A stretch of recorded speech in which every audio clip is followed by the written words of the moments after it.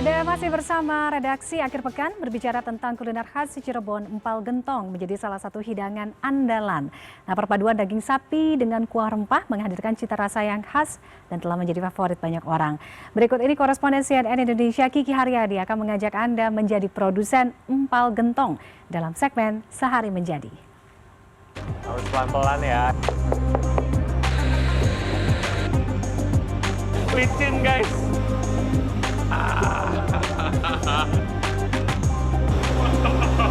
Khusus kecilnya.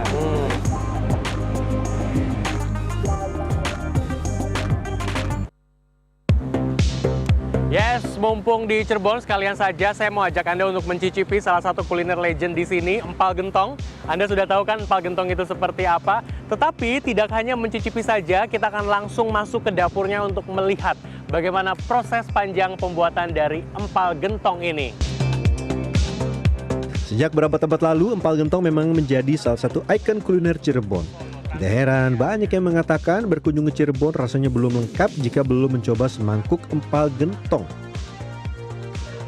Salah satu yang masih setia menjaga keaslian cita rasa ini adalah empal gentong Haji Aput. Berawal dari sebuah warung sederhana pada tahun 1995, usaha yang dirintis oleh Haji Mahfud atau yang lebih dikenal dengan Haji Aput kini jadi salah satu destinasi kuliner wajib bagi wisatawan yang datang ke Cirebon. Ternyata banyak banget yang kerja pagi-pagi hari ini. Tadinya ngantuk ya karena sekarang baru sekitar jam 5 pagi ini. Tapi melihat teman-teman semangat di sini kayaknya juga kita harus semangat ya. Dari dapur inilah semangkuk empal gentong khas Cirebon berawal. Setiap hari sejak pukul 5 subuh, para pekerja sudah mulai beraktivitas menyiapkan ratusan porsi untuk para pelanggan. Kunir itu apa sih kunir? Langkah pertama menyiapkan bumbu dasar. Kunyit. Berbagai rempah seperti kemiri, kunyit, ketumbar, serta aneka rempah lainnya jadi kunci cita rasa empal gentong. Seluruh rempah ini dihaluskan menggunakan mesin penggiling bumbu agar teksturnya lembut dan seluruh bahan menyatu sempurna. Dari sinilah cita rasa khas empal gentong mulai terbentuk. Jadi dalam satu hari itu sekitar 16 kiloan mungkin ya Mas ya. Sekitar 16 kiloan bumbu yang kemudian dibutuhkan untuk nantinya akan diolah menjadi empal gentong. Terungkap ya, kuning-kuningnya dari mana ya, dari rempah-rempah ini gitu ya. Setelah bumbu utama siap, perjalanan berlanjut ke bahan paling penting yaitu daging sapi.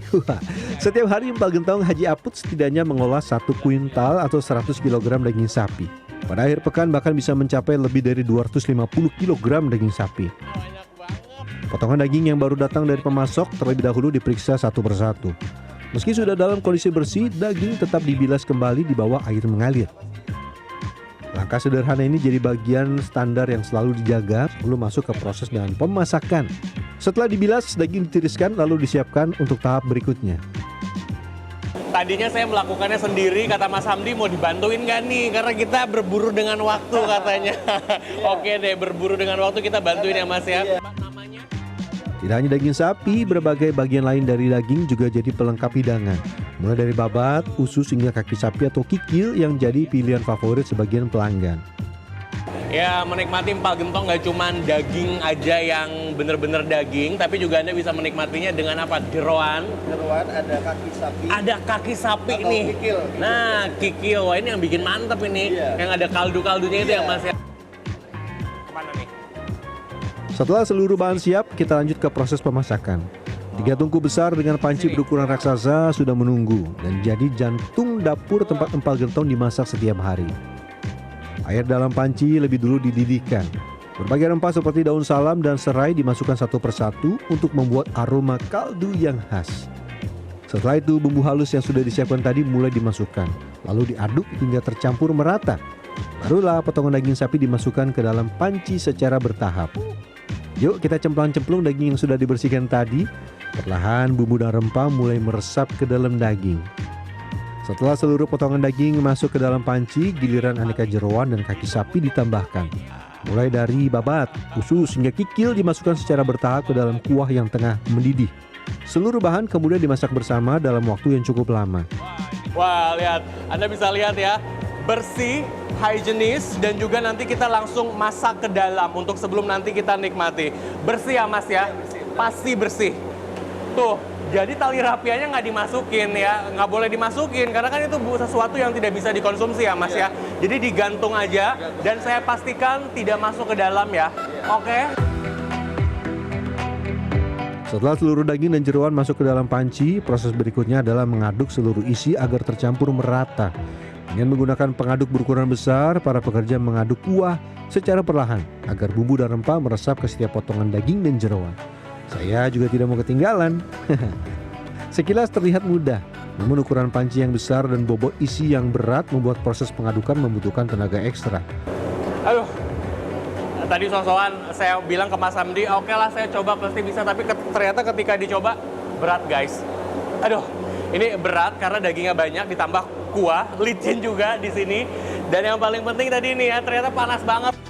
Oh, garam. Setelah seluruh bahan tercampur, saatnya menambahkan berbagai bumbu pelengkap, mulai dari garam, gula merah, hingga bumbu lainnya untuk membuat cita rasa makin sempurna. Tidak lupa ada satu bumbu kering yang dicampur dengan kuah empal. Takarannya pun tidak boleh sembarangan. Setiap bumbu harus sesuai dengan racikan yang telah dipertahankan selama bertahun-tahun.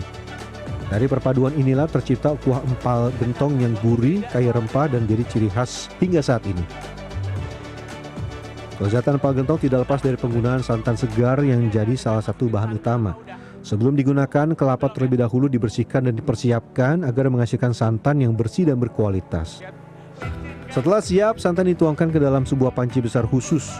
Ukurannya yang besar membuat proses membutuhkan tenaga ekstra, karena santan harus diangkat dan dituangkan secara perlahan agar tidak tumpah. Barulah santan ditambahkan ke dalam panci berisi daging dan aneka rempah. Perlahan kuah berubah menjadi lebih pekat dan berwarna kekuningan. Siap dimasak hingga seluruh bahan menyatu sempurna. Kalau empal gentong dia pakai santan seperti yang saya lakukan, tapi kalau empal asam enggak. Makanya dia warnanya akan lebih bening dibandingkan empal gentong ini. Panas guys. Oke. Setelah santan dituangkan, seluruh isi panci kembali diaduk perlahan agar santan menyatu sempurna dengan kuah rempah dan potongan daging. Setelah itu panci ditutup rapat, ini menandai dimulainya proses pemasakan yang butuh waktu dan kesabaran. Sekitar 3 jam, daging dan aneka jeroan direbus di atas api hingga empuk. Selama proses ini, kuah terus mengeluarkan aroma rempah yang harum, sementara bumbu meresap perlahan ke dalam setiap potongan daging. Selagi menunggu proses pemasakan selesai, saya beralih menyiapkan pelengkap hidangan. Mulai dari irisan bawang merah, timun, hingga cabai rawit yang jadi pendamping wajib empal gentong. Seluruh bahan kemudian dicampur dengan cuka, menciptakan rasa segar dan sedikit asam yang menjadi penyeimbang gurihnya kuah empal gentong.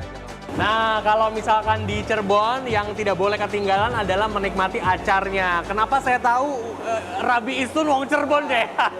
Istri saya juga orang Cirebon, jadi sedikit banyak tahu soal acarnya gitu ya. Jadi acar Cirebon tuh bener-bener beda, dia bener-bener seger. Wow. Setelah hampir 3 jam dimasak, aroma rempah dan santan semakin tercium kuat. Nah, inilah saat yang ditunggu untuk memastikan seluruh racikan sudah sesuai. Tugas itu dilakukan oleh Hussein, salah satu anak dari pendiri empal gentong Haji Aput. Proses quality control ini dilakukan setiap hari untuk memastikan rasa, kekentalan kuah, dan tingkat kematangan daging tetap konsisten sebelum akhirnya disajikan kepada para pelanggan. Setelah dinyatakan siap, proses berlanjut ke tahap berikutnya. Satu persatu, potongan daging dan jeroan diangkat dari panci menggunakan alat khusus berukuran besar untuk kemudian dipisahkan dari kuahnya. Proses ini harus dilakukan dengan hati-hati agar bentuk daging tetap utuh dan siap disajikan. Nah, ini sudah ada 3 tempat yang berisi daging macam-macam banget, Mas. Ada kikil, ada jeroan, ada dagingnya ya.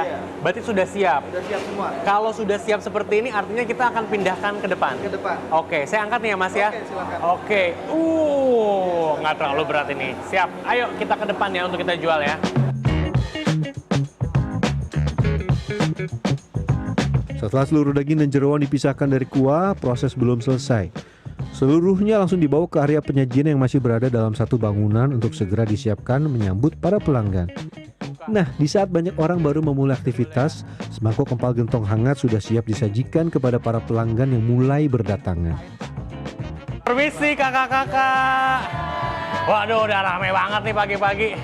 Simpen mana nih, Mas? Oke. Wah. Aduh, kameramen bener-bener ngerjainnya, saya dari belakang sampai ke depan ternyata panjang banget, jauh banget. Ini baru satu. Tadi kita lihat ada beberapa ya, ada 3 sampai 5 lagi yang besar yang belum kita ambil. Sementara itu kuah yang sudah matang tidak langsung disajikan, tapi terlebih dahulu dipindahkan ke dalam gentong tanah liat yang jadi ciri khas hidangan ini. Dari wadah tradisional inilah nama empal gentong berasal. Agar tetap panas, gentong terus dipanaskan di atas tungku dengan bara kayu asam yang dipercaya mampu menjaga suhu sekaligus mempertahankan aroma kuah. Di sisi lain, daging yang sudah empuk mulai dipotong jadi ukuran yang lebih kecil menggunakan pisau tajam. Potongan dilakukan satu persatu dengan ukuran yang hampir seragam agar mudah disajikan dan setiap mangkuk mendapat porsi daging yang pas. Tidak berselang lama, satu persatu pelanggan mulai berdatangan. Pesanan pun berdatangan ke dapur. Potongan daging dan jeroan disusun ke dalam mangkuk lalu disiram kuah panas langsung dari dalam gentong. Aroma rempah dan santan pun langsung tercium saat semangkuk empal gentong siap disajikan. Setelah lengkap dengan pelengkapnya, mangkuk-mangkuk empal gentong dibawa satu persatu menuju meja pelanggan. Bagaimana rasanya empal gentong pagi hari ini? Rasanya pas di lidah. Oke, terus? Ya nikmat. Nikmat ya Pak, cocok buat sarapan ya Pak ya? Cocok buat sarapan. Tidak hanya mempertahankan resep turun-temurun, empal gentong Haji Aput juga terus berinovasi. Salah satunya dengan menghadirkan empal gentong dalam kemasan kaleng. Sebelum dipasarkan, produk ini telah melalui proses riset dan pengembangan serta uji laboratorium. Kini ribuan kaleng diproduksi setiap bulan agar kelezatan empal gentong khas Cirebon dapat dinikmati masyarakat di berbagai daerah. Ini udah 12. Dari mulai pendaftaran sampai proses dan lain-lain itu 2 tahun. 2016 sampai 2018. Itu kita bolak-balik ke Jogja, kan ada di LIPI Jogja ya di sana khusus untuk UMKM mereka yang ingin ngalengin UMKM. Di balik ramainya empal gentong Haji Aput ada sosok Haji Mahfud atau yang lebih dikenal sebagai Haji Aput. Usaha ini ia rintis sejak 1995 berawal dari sebuah warung sederhana. Perjalanannya tidak selalu mulus. Berbagai tantangan dan masa sulit sempat dilalui hingga usahanya berkembang pesat sekitar tahun 2005. Kuncinya ada 2. Kalau nggak untung ya rugi kan. Nah, kita ya kalau itu harus sabar, ulet gitu kan. Tapi kalau kita pengen instan ya repot lah. Tidak hanya menjual empal gentong, makanan lain pun dihadirkan seperti empal asem, sate kambing hingga nasi lengko. Berkat kerja keras dan konsistensinya, kini ia sudah memiliki 4 titik penjualan empal gentong di Cirebon. Jadi tadi kata Pak Haji sebenarnya untuk menikmati empal gentong itu yang paling enak tuh dinikmatinya menggunakan lontong. Meskipun ada pilihan nasi karena dia nggak terlalu kenyang, nggak terlalu bikin lapar juga begitu ya. Dan Pak Haji ketika sudah saya nikmati ini benar-benar fresh karena tadi kita buatnya dari pagi banget. Mudah-mudahan juga ini bisa menjadi inspirasi buat teman-teman yang ingin memulai bisnis dalam bidang apapun, terutama kuliner ya. Sampai di sini perjalanan kita di Cirebon. Kiki Haryadi, Helmi Suryanegara, Cirebon, Jawa Barat. Sampai jumpa.